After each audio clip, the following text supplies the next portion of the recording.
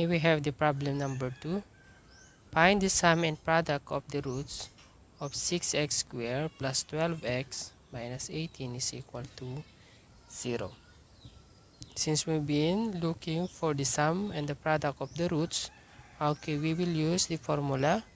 For the sum, we have sum is equal to, or sum of the roots, sum of the roots is equal to negative b over a. And for the product of the root, we have a formula of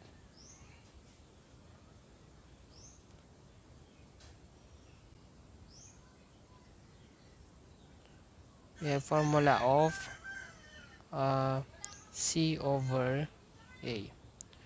So as you can see, okay, the formula need a values for a, b, and c. So we need to identify first the values of a, b, and c from the given equation or quadratic equation. But we need first simplify the given equation. So the equation can be simplified as, so we have x squared plus 12x minus 18 is equal to 0. We can simplify this equation in its simplest form or in lowest number. Okay, so we can divide the whole equation by 3. So we have 6 divided by 3. So we we have 6 divided by 3, that will be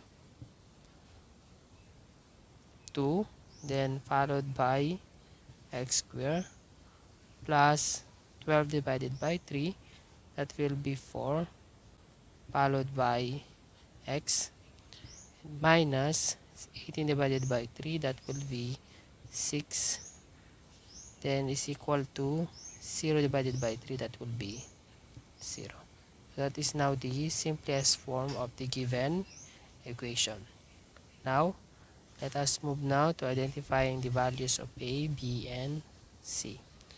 Okay, from the given equation, so I will write the standard form of the quadratic equation, which is x squared plus bx plus c is equal to 0, so that you can, when you identify the values of a, b, and c, you can easily identify it on the given equation. So the equation, so we have a, the value of a is 2, the value of b is 4, and the value of c is equal to negative 6.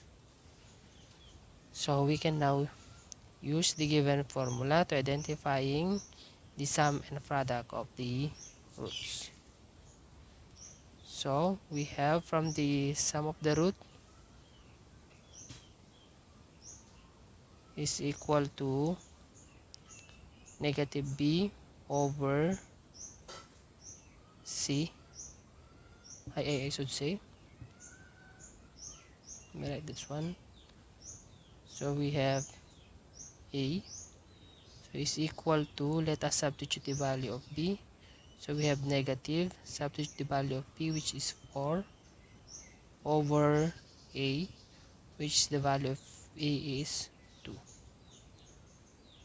It's equal to negative multiplied by 4, so the result will be negative 4 over 2, or negative 4 divided by 2, the answer is negative 2. So that is now the sum of the given equation, or sum of the root of the given equation. For the product is equal to C over A, so is equal to, substitute the given values for C, which is negative 6, over the value of A, which is 2, is equal to 6 divided by negative 6 divided by 2, that will be negative 3. So that is now the product of the roots of the given equation. So you can check or verify if your answer, or the product and the sum of the roots, by using any method in identifying the, or in finding the roots of the given equation. Okay, you can use the factoring, completing the square, extracting square root, and the quadratic formula. But now to verify this,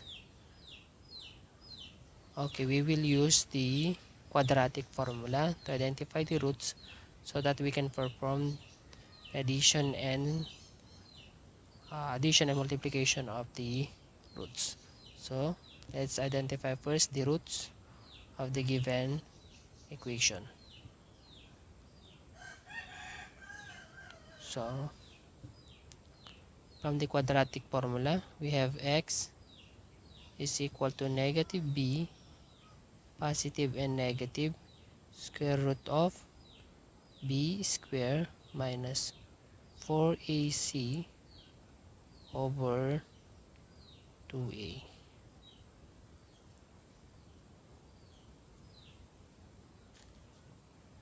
Okay, so as you can see, the given formula need the values of a, b, and c. So we will substitute from the formula. Okay, so we have x is equal to negative. What is the value of b? Value of b is 4. Positive and negative, square root of the value of b again. So we have 4 square minus 4, multiply the value of a, which is 2, and the value of c is negative 6 over 2a, which is the value of a is 2.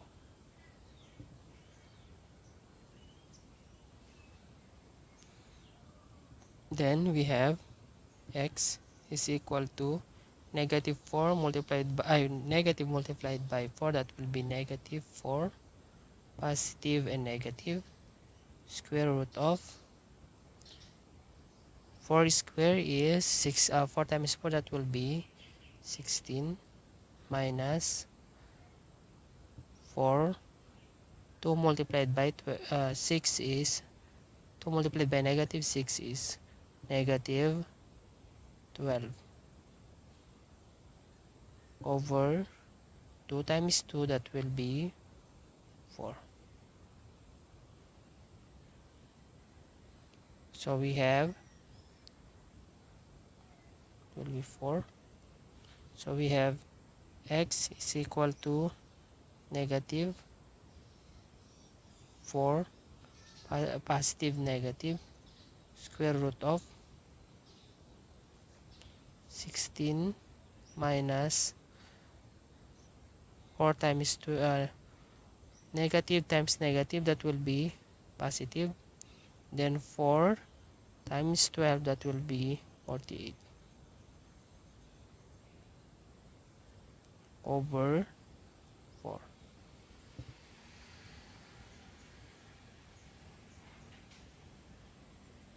So may we have x is equal to negative 4, positive and negative, square root of 16 plus 48, that will be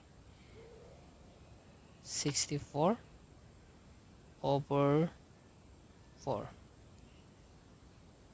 So we have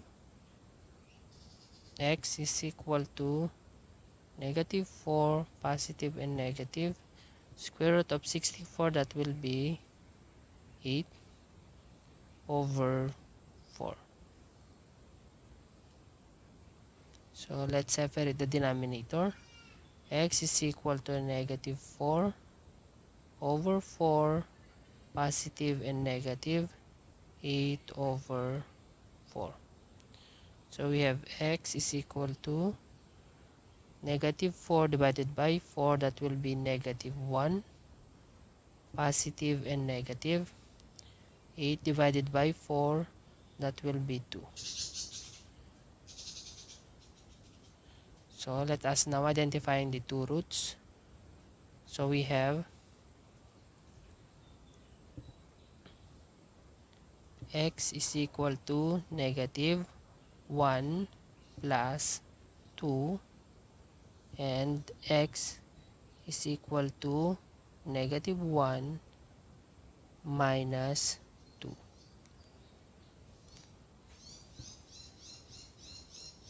So we have x is equal to negative 1 plus 2, that will be positive 1. And we have x is equal to, okay, negative 1 minus negative 2, it proceeds to addition, that will be negative 3. So that is now the roots of the given equation. So let's assign this one as x sub 1, and this will be the x sub 2. Okay, so let's identifying the sum. So we have sum of the roots, so we x sub 1 plus x sub 2. So we have substitute the given values for, or the values of x sub 1, that will be 1, plus the values of x sub 2, it is negative 3. So we have, since they are different in sign, so it will proceed to subtraction, and the sign is depend on the highest value of number. So we have here negative 3, so 3 is greater than 1, so the sign of the answer will be negative. Then it will proceed to subtraction, that will be 1 minus 3, that will be 2. And for the product of the root, we have x sub 1 multiplied by x sub 2 is equal to, substitute the given values for, or the values of x sub 1, that will be 1 multiplied by negative 3. So the answer is negative 3. So that is now the sum and product of the roots using the quadratic formula. So that is how we verify the roots of the given equation. For more videos on mathematics, please don't forget to subscribe.